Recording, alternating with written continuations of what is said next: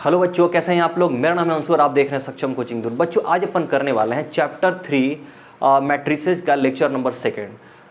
अगर आपने lecture number 1 नहीं देखा है तो डिस्क्रिप्शन में लिंक दिया हुआ है। सबसे पहले आप लेक्चर नंबर 1 देखिए, उसके बाद इस लेक्चर को आके देखिएगा बच्चों।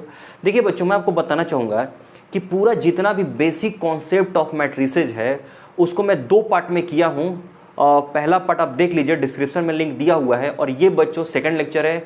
मैं एक ही वीडियो में बनाना चाह रहा था लेकिन बहुत वीडियो लंबा हो जा रहा था, इसके कारण मैं क्या किया, बेसिक कॉन्सेप्ट ऑफ मैट्रिसेस को 2 पार्ट में कर दिया। ये है सेकंड लेक्चर बच्चों। तो देखिए आगे हम स्टार्ट करते हैं, चलिए देखिए।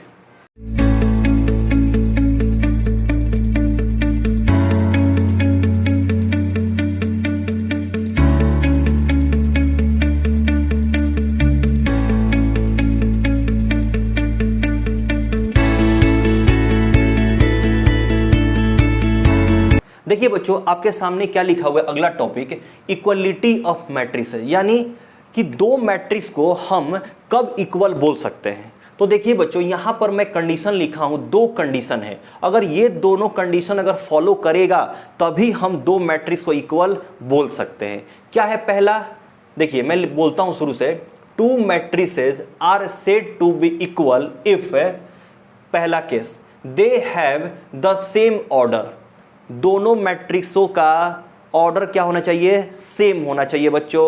सेकंड का लिखा है, they have equal corresponding elements, यानी इसका मतलब ये है कि 2 मैट्रिक्स है तो आपको पता है क्या कि सभी एलिमेंट जो होते हैं मैट्रिक्स में सबका पोजीशन अलग अलग है। तो मान लो कि जो पोजीशन पे पहला मैट्रिक्स में एलिमेंट है वही पोजीशन पे दूसरे मैट्रिक्स में भी एलिमेंट सेम होना चाहिए, तभी उसको अपन इक्वल मैट्रिक्स कहेंगे, वरना नहीं कहेंगे। ठीक है बच्चों, चलिए मैं एग्जांपल आपको बताता हूं कब कहेंगे इक्वलिटी ऑफ मैट्रिक्स और कब नहीं कहेंगे। जैसे मान लीजिए कि आपके पास ए मैट्रिक्स है, यहां पर 1 लिखा है, 4 लिखा है, 9 लिखा है और 16 लिखा है। ठीक है बच्चों, फिर देखिए दूसरा मैट्रिक्स आपके पास लिखा है 1 का स्क्वायर, 2 का स्क्वायर, 3 का स्क्वायर और ये 4 का स्क्वायर। अब यहां पे देखिए 2 मैट्रिक्स है ए और बी, क्या ये दोनों इक्वल मैट्रिक्स हैं क्या बच्चों। तो देखिए अपन चेक कर रहे हैं, दोनों केस चेक कीजिए। सबसे पहला, दे हैव द सेम ऑर्डर, क्या ये दोनों मैट्रिक्स का ऑर्डर सेम है बच्चों। अगर ऑर्डर सेम है तभी अपन आगे बढ़ेंगे, केस नंबर 2 देखेंगे, कंडीशन नंबर 2 देखेंगे। अगर पहला ही फॉलो नहीं किया तो खत्म कीजिए, कटपिट कर दीजिए, ये दोनों इक्वल मैट्रिक्स नहीं है। अगर ये सेटिस्फाई करता है तभी अपन सेकंड चेक करेंगे। तो चलिए, ये इसका ऑर्डर कितना है 2/2 का, इसका ऑर्डर कितना है 2/2 का। देखिए बच्चों यहां पर क्या है, एलिमेंट स्क्वायर में है तो स्क्वायर में भी एलिमेंट हो सकता है, क्यूब में हो सकता है, पावर 5 में, 3 में, कुछ भी हो सकता है। टेंशन लेने की जरूरत नहीं है। ठीक है, मैं आपको बताया था कि एलिमेंट कुछ भी हो सकता है यहां पर। ठीक है, और एक याद रखिए कि इक्वल मैट्रिक्स होने के लिए ऐसा जरूरी नहीं है कि स्क्वायर मैट्रिक्स ही होना चाहिए, ऐसा जरूरी नहीं है। बस ये चेक करना है अपन को कि जिसको अपन इक्वल देखना है कि ये दोनों मैट्रिक्स इक्वल है या नहीं है, दोनों का बस ऑर्डर सेम होना चाहिए, दोनों का ऑर्डर सेम होना चाहिए। भले ऑर्डर कुछ भी हो, ओ स्क्वायर मैट्रिक्स हो या वर्टिकल मैट्रिक्स हो या हॉरिजेंटल मैट्रिक्स हो, कुछ भी रो मैट्रिक्स हो, कॉलम मैट्रिक्स हो, कुछ भी हो, बस दोनों का ऑर्डर सेम होना चाहिए। तो पहला तो सेटिस्फाई कर गया, ठीक है, ये 2/2 का दोनों है। चलो अब देखते हैं दूसरा। तो सेकंड कहने का मतलब ये है कि they have equal corresponding elements, कहने का मतलब ये है कि देखो ये जो पोजीशन पे है, ये पोजीशन कौन है इसका, A11।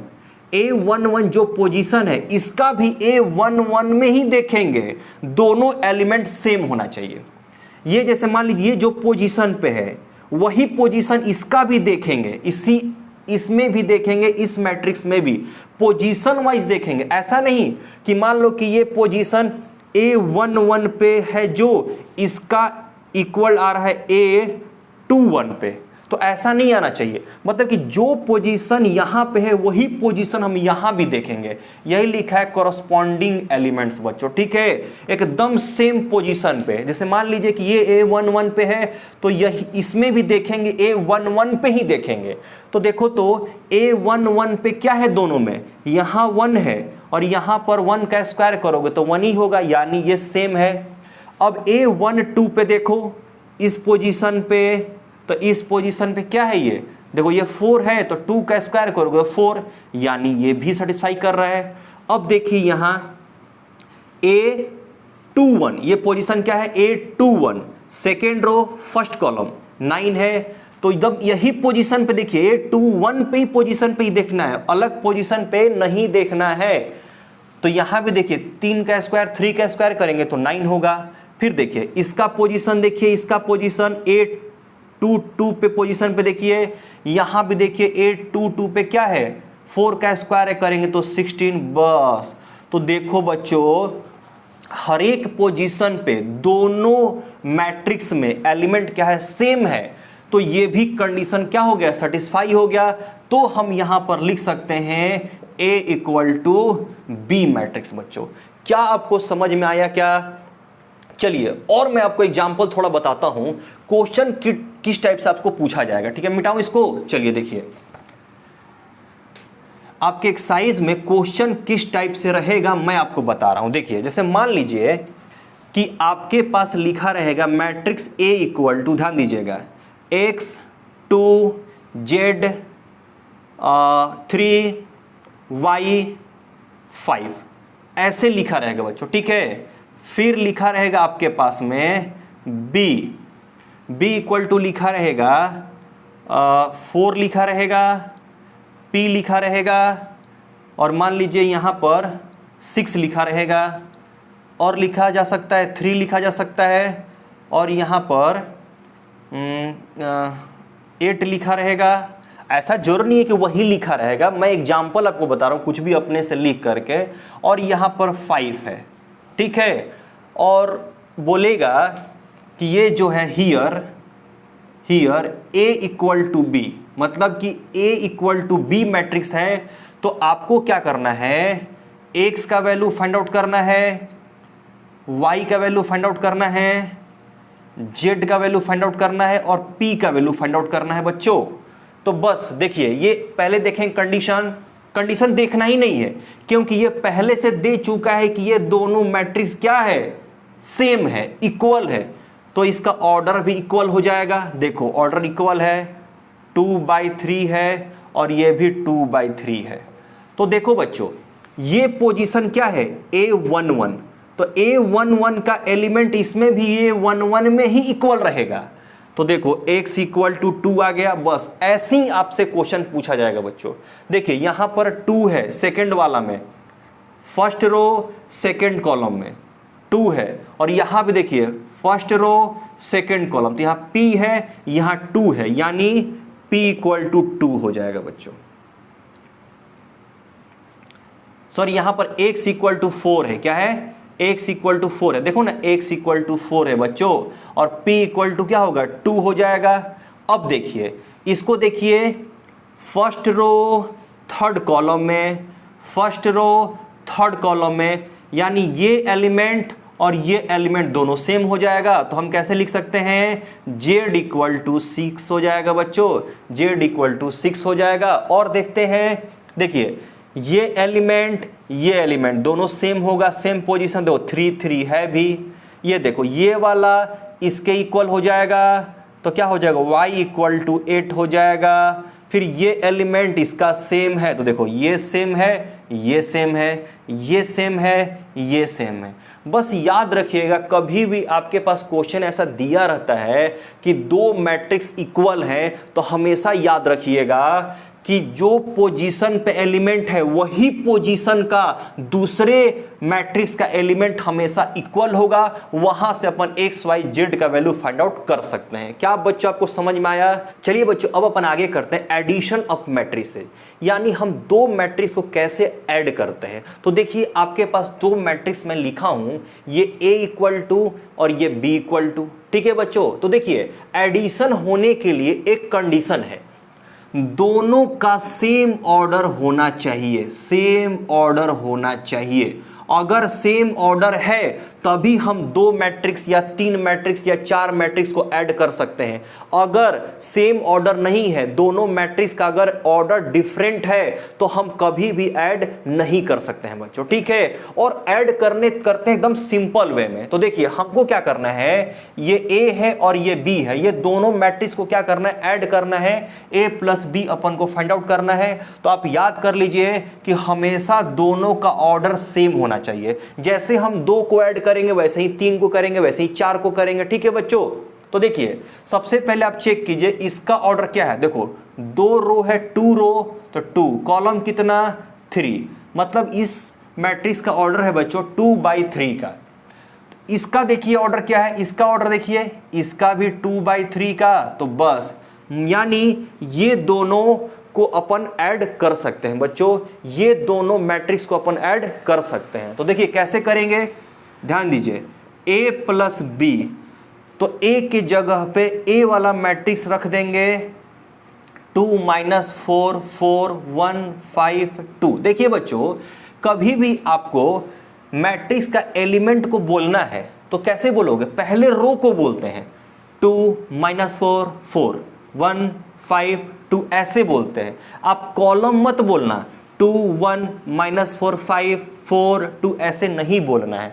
कभी आप बोलोगे ना कि हाँ आप मैट्रिक्स लिखो तो एलिमेंट उसका बोलोगे 2 4 6 8 ऐसे करके, तो सबसे पहले आपको रो बोलना है, फर्स्ट रो को, फिर सेकेंड रो को, फिर थर्ड रो है तो थर्ड रो, ऐसे बोलते हैं, ठीक है बच्चों। अब देखिए यहाँ पर प्लस लिखिए, फिर इसको लिखेंगे B वाला मैट्रिक्स क्या है 1 3 - 7 4 0 3, इसको बंद कर लीजिए। अब देखिए अब दोनों को प्लस करना है तो बस क्या कीजिए, जो जो पोजीशन पे है सेम पोजीशन पे है, जो सेम पोजीशन पे, जैसे मतलब कि A11 है तो A11 से ही जुड़ेगा, A12 है तो A12 से ही जुड़ेगा। अपने अपने पोजीशन पे, जो पोजीशन पे है उस वही पोजीशन अगला मैट्रिक्स का एलिमेंट से जुड़ेगा, ठीक है। जैसे मान लो कि A11 है, A11 कौन सा है 2 + 1 हम रखें, इसका भी A11, ये क्या है A12 है तो -4 अब प्लस A12 क्या 3, यहाँ पर A13 है, A13 क्या है 4 है, फिर ये क्या है A13, देखो प्लस करना है लेकिन यहाँ पर माइनस है तो क्या आ जाएगा, माइनस आ जाएगा। बच्चों क्या आपको पोजीशन समझ में आया क्या, सेम पोजीशन वाला ऐड होगा, ऐसा नहीं कि ये वाला इससे जाके ऐड हो जा रहा है, नहीं। चलो अब ये पोजीशन है 1, अब इसी सेम पोजीशन पे कौन सा है 4 है तो 4 के साथ ऐड होगा। फिर देखो यहाँ पर 5 है तो सेम इसी पोजीशन पे इस मैट्रिक्स में कौन है 0, तो 0 हो जाएगा। देखो यहाँ पर 2 तो यहाँ पर क्या है +3। याद रखिएगा बच्चों हमेशा सेम पोजीशन वाले को ऐड करते हैं, सेम पोजीशन, ठीक है। तो देखो इसको कैसे लिखेंगे, ध्यान दीजिए 2 + 1 कितना हो जाएगा 3, यहाँ पर इसको सम करेंगे तो कितना -1, इसको सम करेंगे तो क्या होगा -3, इसको करेंगे तो क्या होगा 5 होगा, इसको करेंगे तो ये भी 5 होगा, इसको करेंगे तो ये भी 5 होगा। यानी आपका आंसर आ गया A + B = बच्चों क्या आ गया 3 - 1 - 3 5 5 5, ये बच्चों आ गया आंसर आपका। लेकिन याद रखिएगा जो इसका ऑर्डर था वही ऑर्डर रिजल्टेंट का भी आएगा, कितना 2 बाई 3। ऐसा नहीं कि जब हम सम किए तो ऑर्डर इसका चेंज हो जाएगा, कभी नहीं बच्चों। ऑर्डर चेंज आपको दिख नहीं रहा है क्या? इधर मैं लिख देता हूं, इसका ऑर्डर कितना दिख रहा है आपको? ऑर्डर इसका होगा 2/3। ठीक है बच्चों, क्या आपको समझ में आ रहा है क्या? हमेशा याद रखिएगा, कभी भी दो मैट्रिक्स को ऐड करना है तो हमेशा ऑर्डर सेम होना चाहिए, और जो ऑर्डर ये दोनों मैट्रिक्स का रहेगा वही ऑर्डर ऐड करने के बाद भी आएगा। और याद रखना है, हम सिंपल क्या करते हैं, जो पोजीशन पे एलिमेंट है फर्स्ट मैट्रिक्स का, उसी पोजीशन का मैट्रिक्स के एलिमेंट को हम लेते हैं, सेकंड मैट्रिक्स का लेते हैं और दोनों को ऐड करते हैं। क्या बच्चों आपको समझ में आ गया एडिशन ऑफ मैट्रिसेज? चलिए बच्चों, अब अपन आगे टॉपिक देखते हैं, प्रॉपर्टीज ऑफ मैट्रिसेज एडिशन। देखिए बच्चों, जब हम दो मैट्रिक्स को एडिशन करते हैं तो क्या क्या प्रॉपर्टीज लॉ काम करता है बच्चों। ठीक है, तो देखो क्या होता है, सबसे पहला कॉम्यूटेटिव लॉ फॉलो करता है।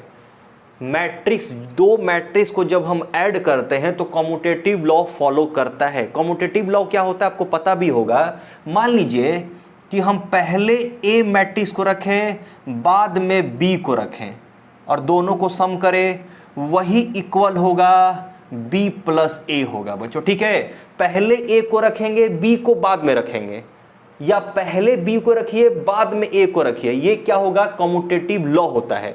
और हमेशा मैट्रिक्स का एडिशन जो होता है कॉम्यूटेटिव लॉ फॉलो करता है बच्चों। अब देखिए सेकंड क्या है, एसोसिएटिव लॉ होता है बच्चों। अब क्या है एसोसिएटिव लॉ?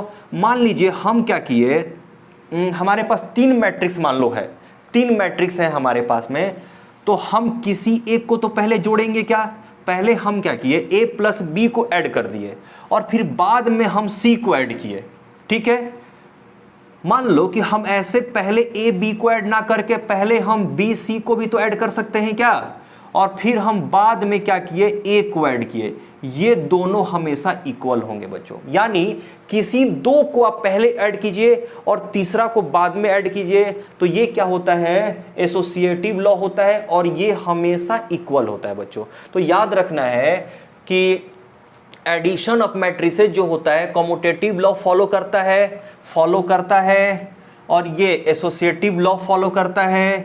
और एक है बच्चों एडेटिव आइडेंटिटी। एडेटिव आइडेंटिटी क्या है बच्चों, जैसे मान लीजिए कि हमारे पास एक कोई सा भी मैट्रिक्स है, कोई भी मैट्रिक्स है ए, और उसको हम जीरो मैट्रिक्स से सम कर दिए, जीरो मैट्रिक्स में जोड़ दिए।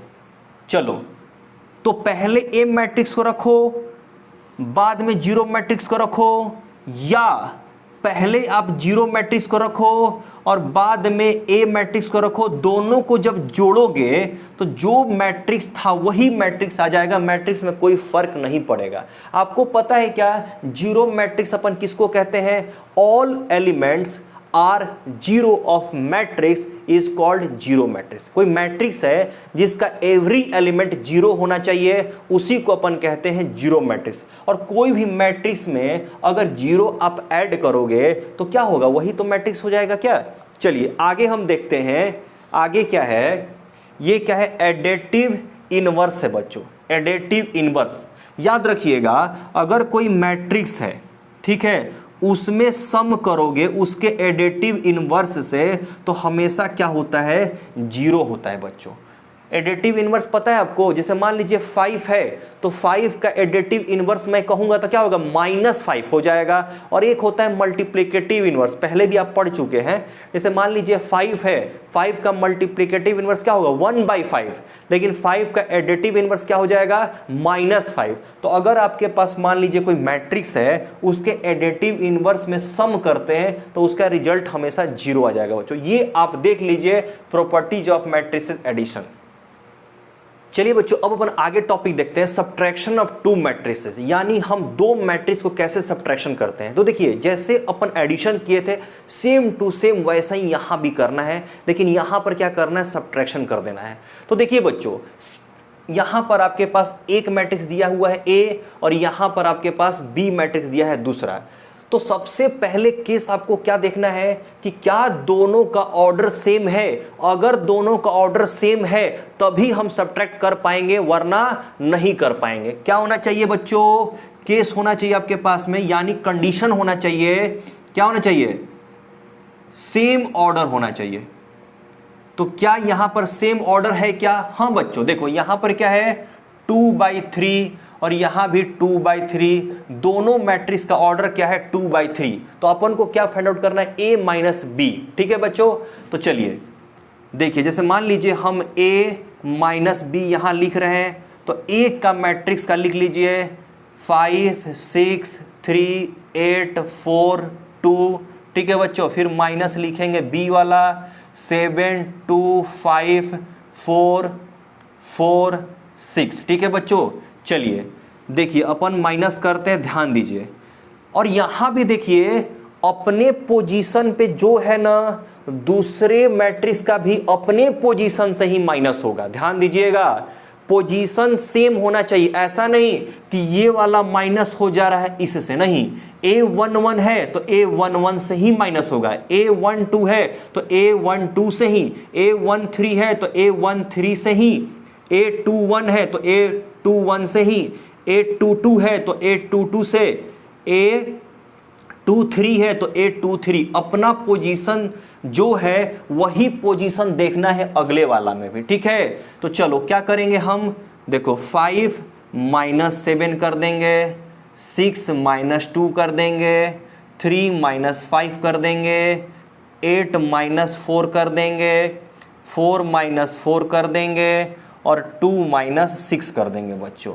तो देखिए क्या रिजल्ट आएगा आपके पास में, देखो यहाँ पे -2 आ जाएगा, यहाँ पर 4 आ जाएगा, यहाँ पे भी -2 आ जाएगा, यहाँ पे भी 4 आ जाएगा, यहाँ पर 0 आ जाएगा, यहाँ पर -4 आ जाएगा। देखिए जो आपके पास रिजल्ट आएगा तो उसका भी ऑर्डर सेम होगा जो पीछे आपको मैट्रिक्स दिया है सब्ट्रैक्शन करने के लिए। ठीक है बच्चों, तो इसका भी क्या होगा ऑर्डर 2/3 होगा।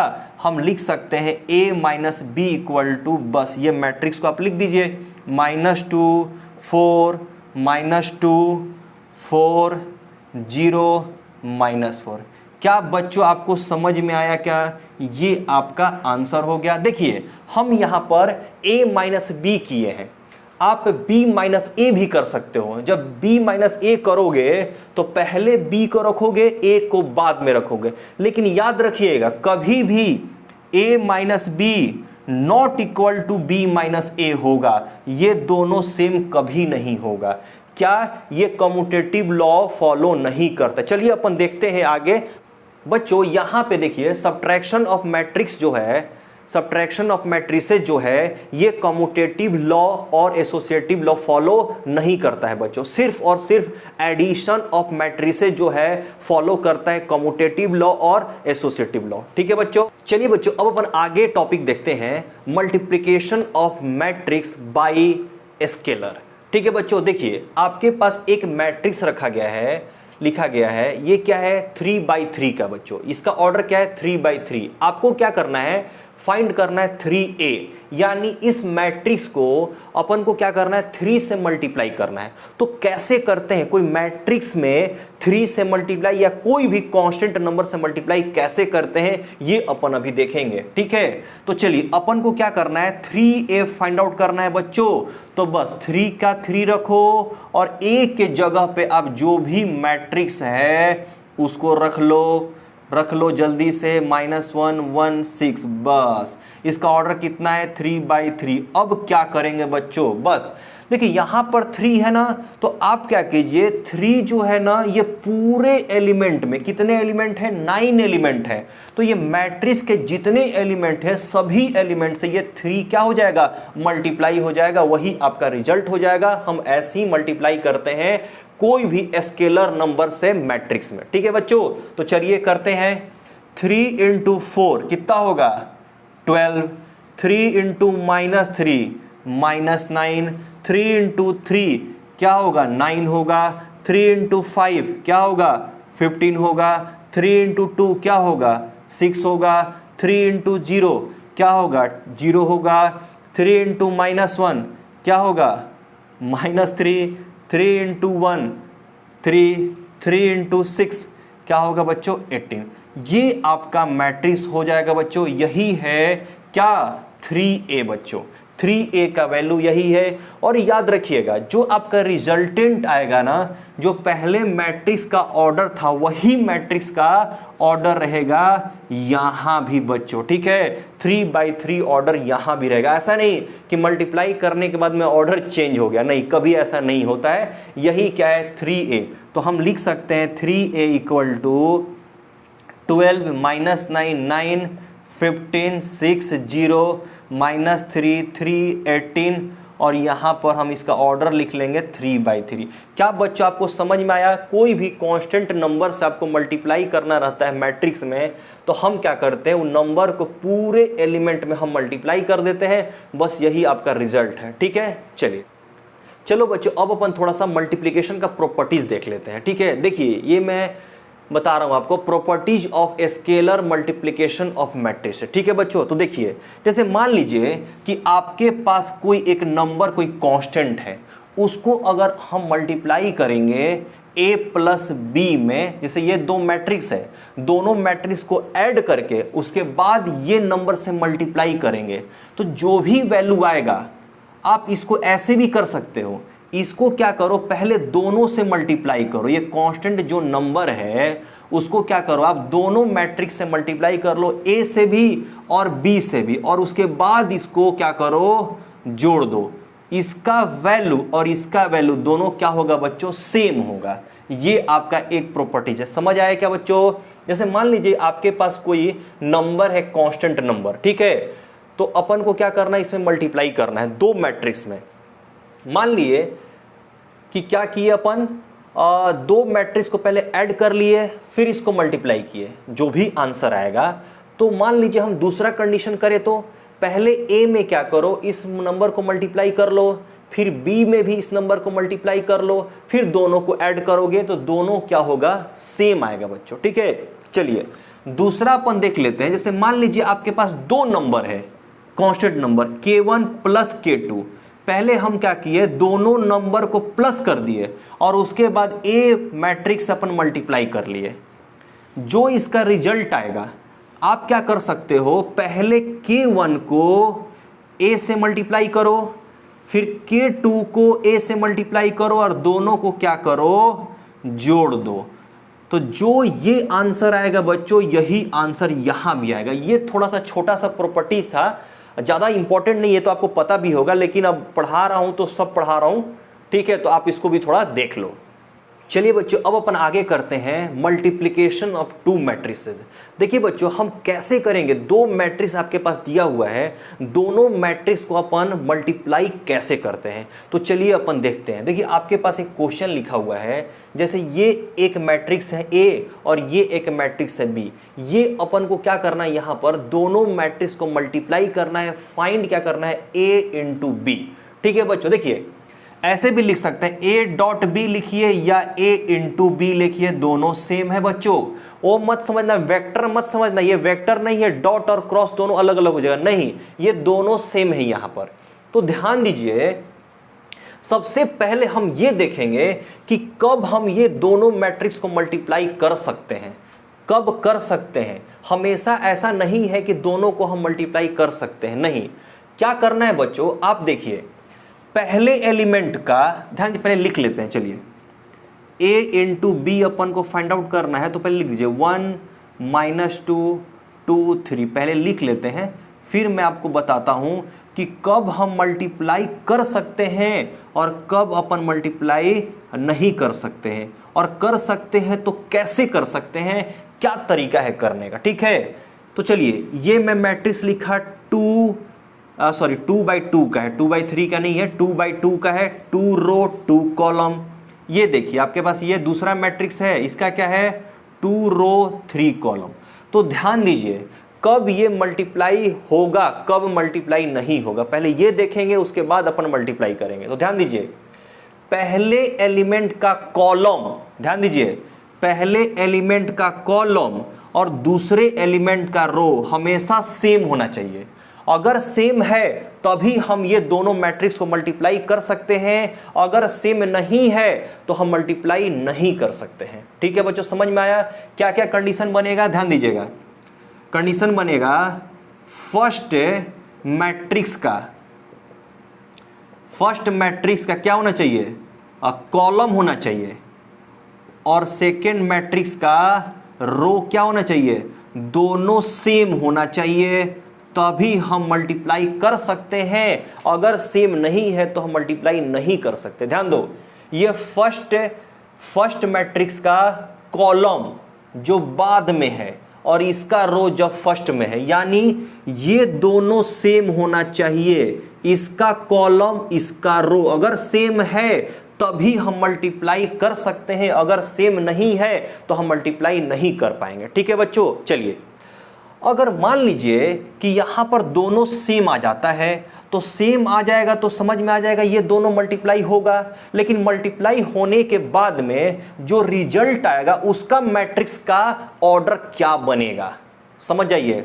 तो ऑर्डर बनेगा रिजल्ट का, जो रिजल्ट होगा ना, जो रिजल्ट होगा उसका ऑर्डर क्या बनेगा, तो फर्स्ट का रो, ध्यान दीजिएगा, फर्स्ट का रो और सेकंड का कॉलम के बराबर बनेगा, यानी ये 2/3 का बनेगा, 2/3 का। देखिए बच्चों थोड़ा सा यहां कंफ्यूजन है। देखो मल्टीप्लाई होगा कि नहीं होगा चेक करेंगे तो पहले का कॉलम दूसरे का रो देखेंगे, अगर दोनों सेम है तो मल्टीप्लाई होगा, अगर ये दोनों सेम नहीं है तो मल्टीप्लाई नहीं होगा। फिर हम देखेंगे कि मल्टीप्लाई करने के बाद जो रिजल्ट आएगा उसका ऑर्डर क्या होगा मैट्रिक्स का।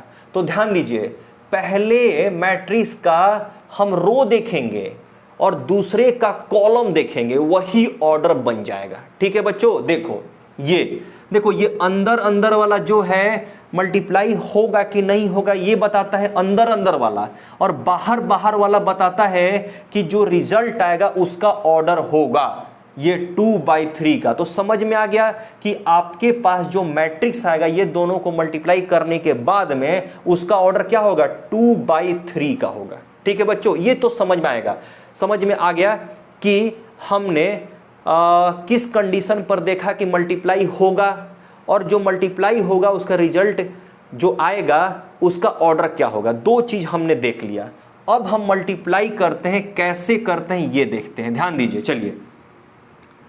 चलिए आपको तो पता चल गया कि ये 2/3 का आएगा, यानी 2 रो होगा और 3 कॉलम होगा, 2 रो होगा 3 कॉलम होगा, आपको पता चल गया। तो कैसे करते हैं, ध्यान दीजिए, हम रो को देखते हैं। देखो पहला रो है, ध्यान दीजिएगा, पहला रो है तो पहला रो सोया हुआ है, 1 - 2 सोया हुआ है, तो आप क्या करो इसको खड़ा कर दो, 1 - 2 सोया हुआ है, 1 - 2 सोया हुआ है। पहले रो को उठाना है, बारी बारी से सबको उठाना है, मैं धीरे धीरे बता रहा हूं कि आपको अच्छे से समझ में आएगा, ध्यान दो आप लोग। ठीक है, पहला रो है -2 है, पहले क्या है -1 है, सॉरी 1 है -2 है, तो पहला रो सोया हुआ है तो उसको क्या करोगे आप, खड़ा कर दोगे। क्या करोगे, खड़ा कर दो। ऐसे रफ में लिख करके देखोगे ना तो अच्छे से समझ में आएगा। ठीक है बच्चों, क्या करोगे, पहला रो को उठाओगे जो सोया हुआ है 1 - 2, उसको क्या करो, खड़ा कर लोगे। अब ये खड़ा होने के बाद में पूरे कॉलम से क्या होगा, मल्टीप्लाई होगा।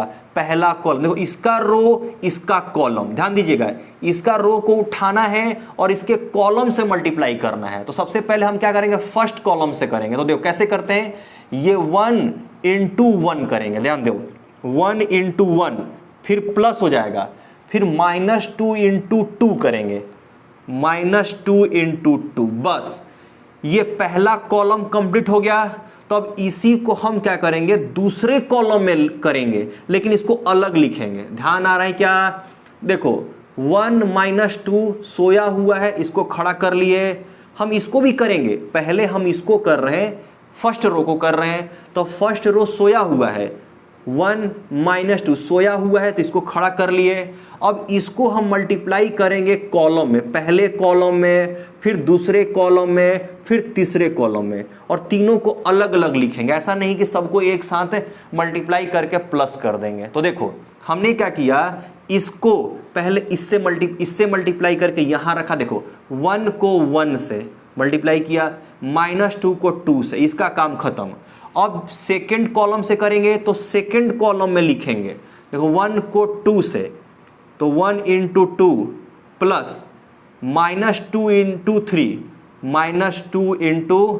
थ्री बच्चों, ठीक है। चलिए अब क्या करेंगे, ध्यान दीजिए, अब ये सेकंड कॉलम भी खत्म हो गया, तो अब थर्ड कॉलम में करेंगे, लेकिन उसको लिखेंगे थर्ड कॉलम में अलग अलग लिखेंगे। तो देखो 1 इंटू थ्री प्लस -2 इंटू 1 करेंगे। क्या बच्चों आपको समझ में आया क्या? बस यहां फर्स्ट कॉलम का काम कंप्लीट हो गया। क्या करेंगे, फर्स्ट कॉलम को उठाएंगे, सोया हुआ है तो खड़ा कर लेंगे, और इसको फर्स्ट रो को उठाएंगे। क्या करेंगे, फर्स्ट रो को उठाएंगे, सोया हुआ है तो खड़ा कर लेंगे, और इसको हम लोग मल्टीप्लाई करेंगे फर्स्ट कॉलम में, सेकंड कॉलम में और थर्ड कॉलम में। तो देखो 1 इंटू 1 -2 इंटू 2, इसको यहां लिखा। फिर सेकंड कॉलम में मल्टीप्लाई करके ऊपर वाला ऊपर से, नीचे वाला नीचे से मल्टीप्लाई करके यहां सम करेंगे।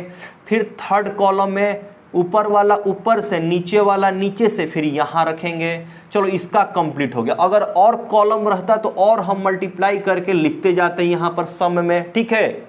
अब देखते हैं सेकेंड रो में क्या है। सेकेंड रो में क्या सोया हुआ है, 2 3, तो 2 3 को उठा लो। अब क्या करें, देखो नीचे था ना, नीचे वाला रो था ना, तो अब नीचे इसके लिखेंगे। देखो ऊपर वाला रो उठाए तो ऊपर ऊपर लिखे, अब नीचे वाला रो किए तो नीचे लिखेंगे, और रो रहता तो और नीचे रखते। अब सेम वैसा ही करेंगे। देखो फर्स्ट कॉलम से, सेकंड कॉलम से, थर्ड कॉलम से, तो 2 इंटू 1, ध्यान दीजिएगा, 2 इंटू 1 प्लस 3 इंटू 2, और फिर से इसको हम सेकंड कॉलम में करेंगे मल्टीप्लिकेशन। तो 2 into 2 plus 3 into 3, second column भी कंप्लीट। अब थर्ड कॉलम में करेंगे तो 2 इंटू 3 प्लस 3 इंटू 1। क्या बच्चों आपको समझ में आया क्या? और ये क्या बनेगा, 2/3 का बनेगा। चलिए और मैं आपको बताता हूँ, देखिए इसको हम करेंगे तो 1 इंटू 1 होगा, 1 ही होगा, ये -4 हो जाएगा, ये 2 अब प्लस 6 होगा। यहाँ पे क्या लिखेंगे, 2 लिखेंगे, यहाँ पर -6 लिखेंगे, यहाँ पर 4 लिखेंगे, यहाँ पर +9 लिखेंगे, यहाँ पर 3 लिखेंगे, -2 लिखेंगे, यहाँ पर 6 लिखेंगे, यहाँ पर +3 लिखेंगे। और इसको कैसे करेंगे बच्चों, देखिए ये क्या है, 2/3 है। क्या बच्चों आपको दिख रहा है क्या, 2/3 है? थोड़ा एडजस्टमेंट कीजिए आप लोग, मैं बोल रहा हूँ सुन लीजिए। अब देखिए यहाँ पर क्या आएगा, -3, ये क्या होगा, -4, ये क्या होगा, 1 होगा, ये क्या होगा, 8 होगा, 6 + 2 8 होगा, ये कितना होगा, 13 होगा, ये कितना होगा, 9 होगा। ये आपका आंसर हो जाएगा बच्चों, फाइनल आंसर, और इसका ऑर्डर रहेगा 2/3 का। यानी ये हो गया A इंटू B का रिजल्ट। ठीक है बच्चों, समझ में आ गया। सबसे पहले आपको ये चेक करना है कि ये मल्टीप्लाई हो पाएगा या नहीं। तो मल्टीप्लाई होगा या नहीं होगा, पहले का कॉलम देखते हैं, पहले का कॉलम दूसरे का रो। ठीक है बच्चों, यहां पर लिखा हूं, फर्स्ट का कॉलम देखना है, सेकेंड का रो सेम होना चाहिए, तभी मल्टीप्लाई होगा, वरना नहीं होगा। और मल्टीप्लाई होने के बाद में जो रिजल्टेंट आपका आएगा, तो पहले का रो और दूसरे का कॉलम उसी का ऑर्डर होगा जो रिजल्ट आएगा। ठीक है बच्चों, समझ में आया? चलिए आगे देखते हैं। और बच्चों मैं आपको बता रहा हूं कि अगर देखो A इंटू B करोगे और B इंटू A करोगे, ये दोनों कभी सेम नहीं है, ये कॉम्यूटेटिव लॉ कभी फॉलो नहीं करता है बच्चों। देखो एडिशन करता है, दो मैट्रिक्स को अगर हम ऐड करेंगे तो हमेशा कॉम्यूटेटिव लॉ फॉलो करता है, लेकिन आप सब्ट्रैक्शन करोगे या मल्टीप्लिकेशन करोगे तो कभी कॉम्यूटेटिव लॉ फॉलो नहीं करता है बच्चों।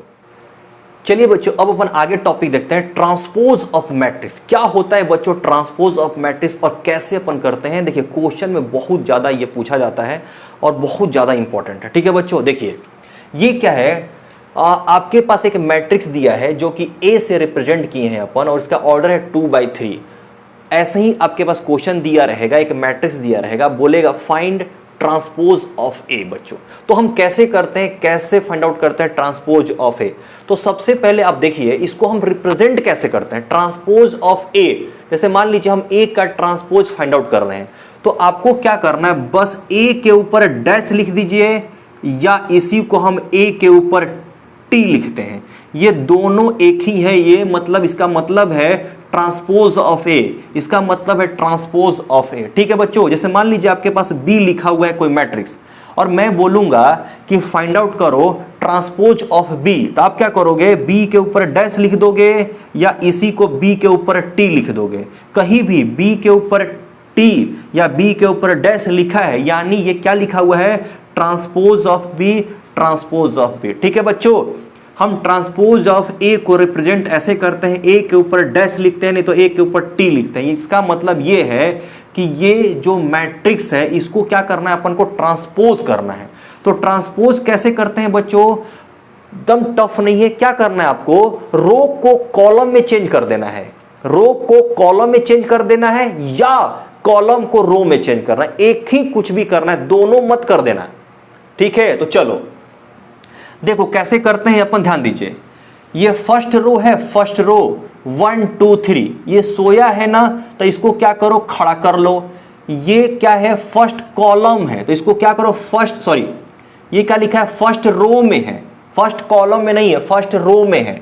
ये क्या है, फर्स्ट रो में है, तो इसको क्या करो, फर्स्ट कॉलम में कर दो। देखो रो क्या होता है, हॉरिजेंटल, और कॉलम क्या होता है, वर्टिकल। तो ये है फर्स्ट रो है, तो इसको अपन फर्स्ट कॉलम में चेंज कर देंगे।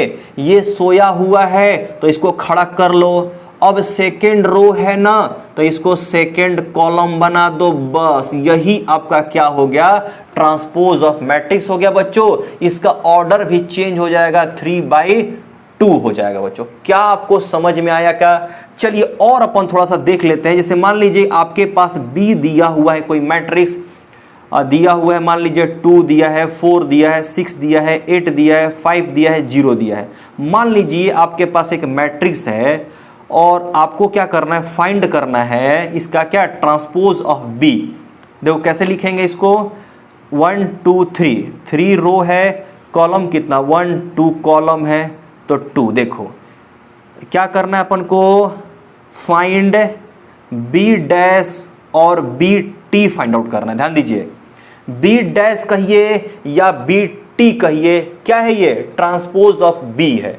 तो कैसे करेंगे बच्चों, देखो सॉरी, ये बी डैश और क्या लिखेंगे, बी टी लिखेंगे। ठीक है, डैश लिखिए या टी लिखिए, ये क्या है, ट्रांसपोज ऑफ बी है। तो क्या करेंगे बच्चों, रो को कॉलम में चेंज कर देंगे, बस रो को कॉलम में। तो देखो फर्स्ट रो है, ये सोया हुआ है, फर्स्ट रो को क्या करोगे, फर्स्ट कॉलम में चेंज करोगे, तो 2 4 लिख लोगे। बस ये सोया है तो इसको खड़ा कर लो।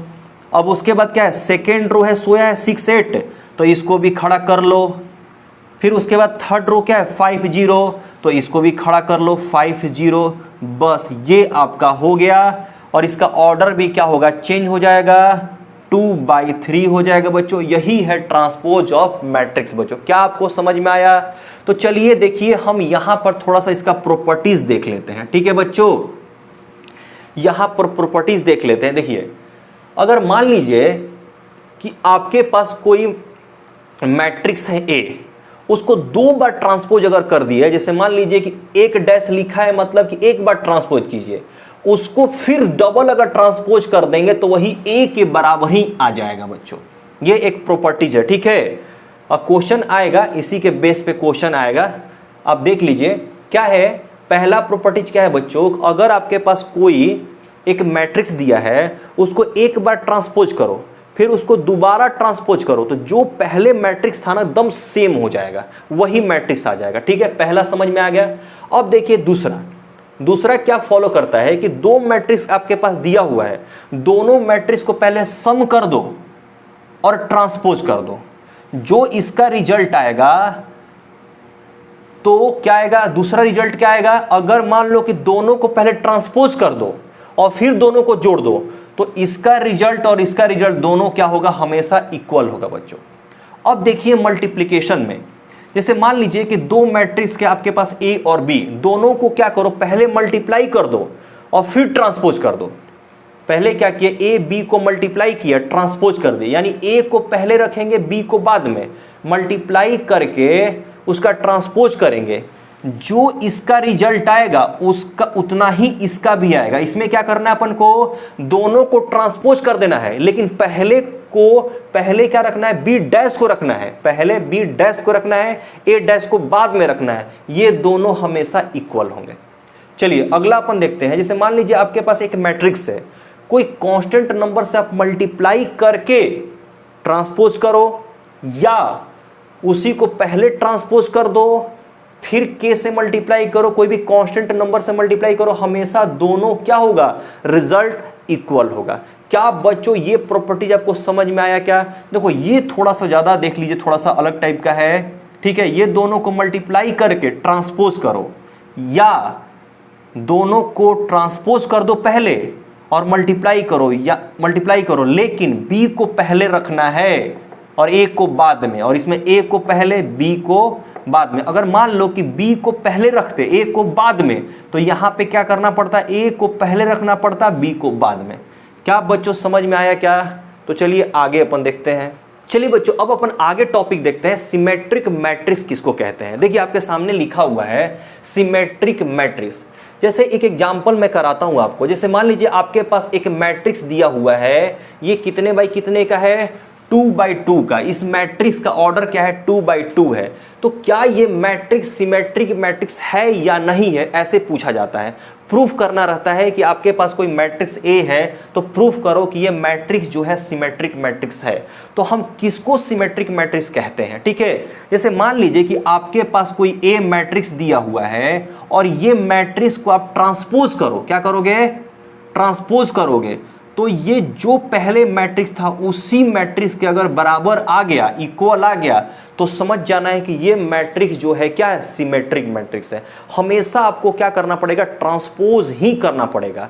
तो यहां पर एक क्वेश्चन है, देखिए ए है, ए एक मैट्रिक्स है 2/2 का, ठीक है। तो हमको बताना है कि क्या ये मैट्रिक्स जो है सिमेट्रिक मैट्रिक्स है या नहीं है। तो आप क्या करोगे, सबसे पहले ए को क्या करो, ट्रांसपोज करो, अब देखो कि जो ए मैट्रिक्स था वही इक्वल आ रहा है या नहीं आ रहा है। अगर इक्वल आया तो सिमेट्रिक मैट्रिक्स हो जाएगा, अगर इक्वल नहीं आया तो सिमेट्रिक मैट्रिक्स नहीं होगा। बच्चों चलिए करते हैं। तो देखो आप क्या करो, इसको ट्रांसपोज करो। हम कैसे लिखते हैं, ए डैश लिखते हैं, नहीं तो ए टी लिखते हैं। चलो क्या करते हैं ट्रांसपोज में बच्चों, रो को कॉलम में चेंज कर देते हैं। तो देखो फर्स्ट रो है 1 3 सोया हुआ है, इसको खड़ा कर लो। फिर सेकेंड रो है 3 2 सोया हुआ है, इसको खड़ा कर लो। बस देखो ये 2/2। तो क्या ये बच्चों देखो ध्यान दो, ए डैश इसी को हम और लिख देते हैं ए टी, क्या ये ए के बराबर ही आ गया क्या? देखो ये वाला मैट्रिक्स और ये वाला मैट्रिक्स दोनों सेम है क्या बच्चों? तो ये क्या हो गया, सिमेट्रिक मैट्रिक्स हो गया। हमेशा अगर आपके पास क्वेश्चन दिया रहेगा कि प्रूफ करो कि ये सिमेट्रिक मैट्रिक्स है या नहीं है, तो आप क्या करोगे, उस मैट्रिक्स को ट्रांसपोज करोगे। ट्रांसपोज करने के बाद में चेक करोगे जो आपके पास मैट्रिक्स दिया हुआ था क्या सेम टू सेम वही मैट्रिक्स आ गया क्या? अगर वही मैट्रिक्स आ जाएगा तो ये मैट्रिक्स ए जो है क्या होगा, सिमेट्रिक मैट्रिक्स हो जाएगा बच्चों। बस और कुछ नहीं करना है। चलिए बच्चों अब अपन देखते हैं अगला टॉपिक, स्क्यू सिमेट्रिक मैट्रिक्स किसको कहते हैं। देखिए बच्चों यहां पर मैं लिखा हूं स्क्यू सिमेट्रिक मैट्रिक्स। देखिए ये क्या है, ए है, मैट्रिक्स ए है, ठीक है बच्चों। और ये कितना है भाई, कितने का है, 2/2 का है बच्चों। तो ये स्क्यू सिमेट्रिक मैट्रिक्स है या नहीं है, ठीक है बच्चों। हम यहाँ पे चेक करेंगे कि ये स्क्यू सिमेट्रिक मैट्रिक्स है या नहीं है। तो सबसे पहले हम ये देखेंगे स्क्यू सिमेट्रिक मैट्रिक्स किसको कहते हैं। जैसे मान लीजिए कि आपके पास कोई सेट दिया हुआ है ए, इसको अगर हम ट्रांसपोज करते हैं तो ये क्या आ जाए, -a के फॉर्म में आ जाए। देखो इससे पहले अपन क्या किए थे, अगर आपके पास ए मैट्रिक्स दिया हुआ है, अगर हम इसको ट्रांसपोज करते हैं तो ये सेम टू सेम ए के ही बराबर आ जाएगा, तो उसको अपन कहते थे क्या, सिमेट्रिक मैट्रिक्स। चलो ठीक है, लेकिन यहाँ पर अपन को पढ़ना है स्क्यू सिमेट्रिक मैट्रिक्स। आपके पास कोई मैट्रिक्स ए दिया हुआ है, उसको अगर हम ट्रांसपोज करते हैं तो -a आ जाए, यानी ए जो भी मैट्रिक्स होगा ना उसका सभी एलिमेंट का साइन क्या हो जाए, चेंज हो जाए। सभी एलिमेंट का साइन क्या हो जाए, चेंज हो जाए। कब? जब आप ट्रांसपोज करोगे तब। तो उसी मैट्रिक्स को अपन कहते हैं स्क्यू सिमेट्रिक मैट्रिक्स। तो हम यहां पर चेक करते हैं कि क्या ये ए मैट्रिक्स जो है स्क्यू सिमेट्रिक मैट्रिक्स है या नहीं है। तो चलो चेक करते हैं। तो चलो क्या करते हैं स्क्यू सिमेट्रिक मैट्रिक्स के लिए। देखो, सिमेट्रिक मैट्रिक्स हो या स्क्यू सिमेट्रिक मैट्रिक्स हो, दोनों को फाइंड आउट करने के लिए अपन को क्या करना है, ट्रांसपोज करना है बच्चों। तो देखिए हम ट्रांसपोज किए, तो ट्रांसपोज में क्या करते हैं, रो को कॉलम में चेंज कर देते हैं, रो को कॉलम में या कॉलम को रो में। तो हम अभी तक क्या कर रहे हैं, रो को कॉलम में चेंज कर रहे हैं। तो देखिए ये सोया हुआ है, पहला रो सोया हुआ है, तो बस यहां पे इसको खड़ा कर दो। ये दूसरा रो सोया हुआ है, तो बस इसको खड़ा कर दो। तो यही आपका क्या हो जाएगा, ट्रांसपोज ऑफ ए हो जाएगा। अब चेक करो कि जो भी ये इसमें एलिमेंट का साइन है, सबका एलिमेंट चेंज हो गया क्या, ऑपोजिट हो गया क्या। तो देखो यहां पर 0 है, तो यहां पर 0 ही है। तो साइन तो देखो 0 का प्लस माइनस कहो, साइन कुछ चेंज नहीं होता, साइन वही हो जाता है। 0 का कोई साइन वाइन नहीं होता, ठीक है। तो 0 को अपन को नहीं देखना है। अब देखो ये एलिमेंट को देखो, तो इसका देखो माइनस में था, तो यहां पर देखो प्लस में आ गया। फिर ये 0 है, तो 0 को नहीं देखना है, सिर्फ नॉन 0 को देखना है।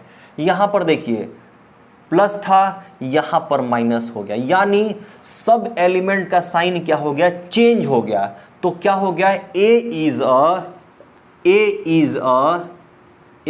अ क्या लिखेंगे, स्क्यू सिमेट्रिक मैट्रिक्स। बस यही आपको पढ़ना था बच्चों, स्क्यू सिमेट्रिक मैट्रिक्स का। क्या आपको समझ में आया क्या? स्क्यू सिमेट्रिक मैट्रिक्स कब करेंगे, कब कहेंगे इसको, जब ए जो आपके पास दिया हुआ है उस मैट्रिक्स को क्या करेंगे, ट्रांसपोज करेंगे। और ट्रांसपोज करने के बाद में मैट्रिक्स के अंदर जितने भी एलिमेंट है सबका साइन क्या हो जाएगा, चेंज हो जाएगा। किससे, जो पहले मैट्रिक्स दिया हुआ था। अगर ऐसा होता है, और याद रखिएगा पोजीशन में ही, अपने पोजीशन में देखना, ऐसा नहीं कि ये यहां पर है तो इसमें इक्वल हो गया, साइन चेंज हो गया, नहीं, ऐसा नहीं होता है। अपने पोजीशन में ही देखना है। जैसे A11 है तो उसी पोजीशन में देखना है, A12 हो गया तो उसी पोजीशन में देखना। अगर ऐसा हो जाता है तो ये क्या हो गया, स्क्यू सिमेट्रिक मैट्रिक्स कहेंगे, ठीक है बच्चों। तो चलिए बच्चों, यहां पे आपका basic concept of matrices complete होता है और ये लेक्चर अपन कंप्लीट करते हैं। कल से अपन एक्सरसाइज करेंगे, एक्सरसाइज नंबर 1 जो भी होगा एकदम अच्छे तरीके से करेंगे। और कोई भी आपको दिक्कत लगता है कि पढ़ाने में कोई दिक्कत लग रहा है, समझ नहीं आ रहा है, चाहे कुछ आपको और हेल्प चाहिए, कुछ भी ऐसा लगता है, तो आप कमेंट बॉक्स में कमेंट कर सकते हो। मैं उसको देख करके आपको रिप्लाई करूंगा, जो मेरे से बन पाएगा उसको मैं करूंगा, ठीक है बच्चों। चलिए बाय बाय।